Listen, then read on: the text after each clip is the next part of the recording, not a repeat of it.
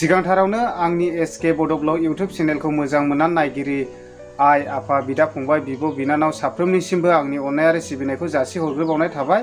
बेजों लोगोसे सोरबाफोर आंनि चेनेलाव दिनै गोदानब्ला आंनि चेनेलखौ साबस्क्राइब खालामनानै होनो हागोन आरो बेजों लोगोसे खाथियाव थानाय बेल आइकनखौबो दाबायनानै होनो हागोन, जाहाथे आंनि गोदान भिडिअ आपल'ड खालामनायखौ नोंथांमोननि सिगांग्रो नटिफिकेसन मोनहैयो। आङो नोंथांमोननि अननायजोंसो बेबायदिनो नोंथांमोननि सापर्टजोंसो आंबो बेबायदिनो एसे आवगायलांनो हायो, बेबायदिनो गोबांथार रायजोनि थाखाय माबा मोनसे फिसा फिसौफोर खामानि मावलांनो हायो। बेनिखायनो आङो रिकुवेस्ट खालामदों, अननानै साबस्क्राइब खालामलायनानै होदो। आङो नोंथांमोननि गेजेरजों बेखौनो भिडिअ लाबोनो सानदों जाहैबाय, दाख्लै बावैसो जानानै थांनाय घटना खैला मैला BCDCनि सिङाव थानाय बेबायदिनो सेरफांगुरि गामिनि रिमल नार्जारिनि मिसेस सनेला नार्जारि बिथांखौ खैला मैला BCDCनि सिङाव थानाय बेबायदिनो दक्षिण खैला मैलायानो होनजायो आरो बिसिनिबो गामिया खैला मैलानि एसेल' खोला, बेयावनि बसुम नार्जारि बिथाङा रिमल नार्जारिनि मिसेस सनेला नार्जारिखौ लानानै खारदोंमोन। दा बे लानानै खारनाय हिन्जावखौहाय हायद्राबादनाव मोनफिनबाय होननानै आङोहाय खबर हरदों आरोना। दा बे जाय हिन्जाव लानानै खारजादों बिथाङा आंनोहाय फन खालामनानै आदा आंनि गोमानाय मेसेजखौ आङो मोनफिननाय जाबाय, बेनिखायनो आं रायजोफोरनो क्लियारिफिकेसन हरफिनदो मोनफिनबाय होननानै आङो कल खालामनायनि गेजेरजों खोन्थाहरनायखाय आङो दा नोंथांमोननो बेखौनो शेयार खालामनायनि थाखायहाय आं भिडिअ खालामनाय जादों। अब्ला रिमल नार्जारि बिथाङा फननि गेजेरजों मा खोन्थाहरदों अननानै खोनासंलायदो, आङो भिडिअखौ सालायनानै होनि। दे होन। आं बे दाखालि इउटुबाव नोङो हगार होनाय भिडिअआ आंनि हिन्जावखौ सासे मानसिया लानानै खारदोंमोन नालाय, बे आंनि मेसेजखौ आं दा मोनफिननाय बायदियानो जाहैबाय आरो। दा बियो बेंगलरावहाय बिदा बिबाजैजों थाहैबाय। गावनि बिदा असेखा नामा? बिदा असेखा आरो बिदा बिबाजै असेखा बिजों थाहैबाय दा। ओमफ्राय अबेयाव दंहैयोमोननो मानसिफ्राथ' आं हायद्राबादावमोन। ओमफ्राय दा हायद्राबादावहाय पुलिसफोर नागिरबायनानै दा गावसोरनो गिबांबायनानै दा फैबाय आरो। ओमफ्राय मानसिफ्राथ' मोनखाबायमोन लकेसनजोंहाय इउटुब हगारनायनि गेजेरजोंहायनो। दा बिसोरो गावसोरनो गिनानै हमजायोब्लाथ' रासिन बुजागौमोन नालाय, दा बेखौ साननानै बिसोरो गिदिंनानै दा फैफिनबाय आरो, मोनफिननाय बायदियानो जाहैबाय दा इउटुबाव हगारनायजों। ओमफ्राय दा माला फैफिनगोन बेलाय जेनेबा? फैनाया बियो दा बर'दिन बायनासो सफैनायसै नामा थायो। बे होजों थाहैनाया बे नोंनि हिन्जावनि बिदा असेखा नामा? हिन्जावनि बिदा असेखा आरो। जायखिजाया डिटेल्स खबरखौ मोनजोबखाबाय होनब्ला ने? मिन्थिजोब्बाय, आं दा बावैसो रायज्लायदोंमोन फन। दे मोजाङानो जाबाय बिदिब्ला।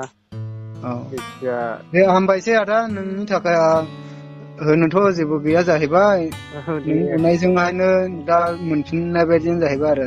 दे मोजांल' जानांगौ, जायखिजाया बेबायदि न'खर गावस्रा होनानै जुदि थाङोब्ला जोंबो मोजां मोना आरोना, ओरैनो जाथि हिसाबैहाय बयहाबो बिखा खामनाय थायोना। आदानिसिम रोजा रोजा साबायखर थाबाय बेबायदि फ्रियाव हगारना होनायनि थाखाय। दे बिदिब्ला फंबाय दे, मोनफिननो थाखाय मोजां जाबाय। आदा दे। आंबो गोजोननाय थाबाय होनब्ला दे। आदा दे। दे होमब्ला भिडिअ मोनफिननायखौहाय क्लियार हरफिननांगौ नामा आं? क्लियार हरना होदो, बयबो नुथोंसै। माखासे मानसिफ्राबो कमेन्टआव सोंलाबायबाय थावनो नालाय। दाउट थायो नालाय गोबां मानसियानो। आं गाबोन मोनफिनबाय होननानै आं खोन्थाना हरफिननोसै होनब्ला दे। आदा दे। दे होनब्ला थेंकिउसै। थेंकिउ। अब्ला जोङो खोनानो मोनखाबाय लोगोफोर, रिमल नार्जारिनिफ्राय गावनि खुगानिफ्रायनो क्लियार खोथाखौ बुंबाय, बिथाङा गावनि गोमानाय मेसेजखौ मोनफिनबाय। दिनै बेबायदिनो गोबांथार सुबुंफोरा बेबायदिनो गावनि ओरैबायदि मोजां न'खरफोरखौनो खायफा सिफायनानै गुबुन जायगायाव खारलाङो, गावनि अन्थाव बाथाव गथ'फोरखौनो गारनानै बेबायदिनो गुबुन जायगायाव खारलाङो। नाथाय दान्दिसेनि इन्टारेस्टिंखौ लानानै बेफोरबायदि खालामनानै लानो नाङा। नाथाय जोंहा मान सनमानखौ बायनानै मोना, मानो होनना बुङोब्ला गावखौनो बेबायदिनो सनमानलेस खालामनानै लानायबो जायो समाजनि गेजेराव। बेनिखायनो जोङो बेबायदि खालामनानै लानो नाङा। दिनै जोङो गोबांथार जोंनि बर' आइजो एबा बर' माहारिखौनो जोङो बांसिन नुनो मोनो जाहैबाय ससियेल मिडियाफ्राव। दिनै सानफ्रोमबो बेबायदिनो हिन्जाव दोनखारलायनाय, बहायबा सोरबा लानानै खारनाय। खिन्थु जों बेबायदि जानो नाङा आरोना, बियो दान्दिसेनि थाखाय इन्टारेस्टिंल' आरो, बियो मोनसे बेमारसो।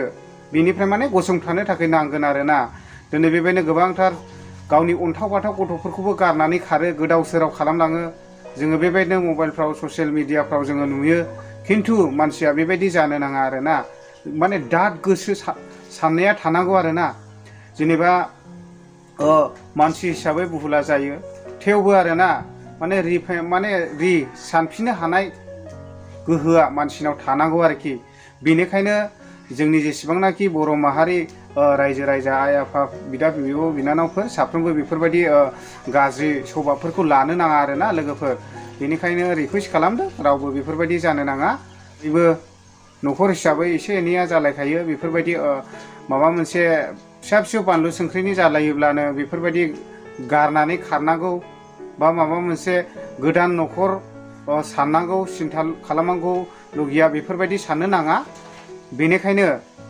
बेफोरबायदि गाज्रि सभाबफोरखौ साननानै गोसोआवहाय माने गावखौहाय बेबायदि खालामनानै लानो नाङा आरोखि थ' लोगोफोर नोंथांमोनजों आं भिडिअखौ गोबाव खालामनो सानाखै जिथुनाखि दाख्लै बावैसो जानानै थांनाय घटना रिमल नार्जारिनि गोमानाय मिसेस सनिला नार्जारि बिथांखौ रिमल नार्जारिया मोनफिनबाय दायो बिथाङा मुगैया मुजुवा बोजबनानै लाफिनबाय आरोना आङो फोथायदों बिथांमोना बेबायदिनो इयुन फिउचाराव बेफोरबायदि आरो जाबावनाय नंलिया आङो आसा आरो मिजिं थिनाय थाबाय आङो नोंथांमोनजों भिडिअ शेयार खालामलायनाया बेखिनियानोमोन अब्ला आंनि भिडिअआ एसेनोसै लोगोफोर गोजोननाय थाबाय बाय बाय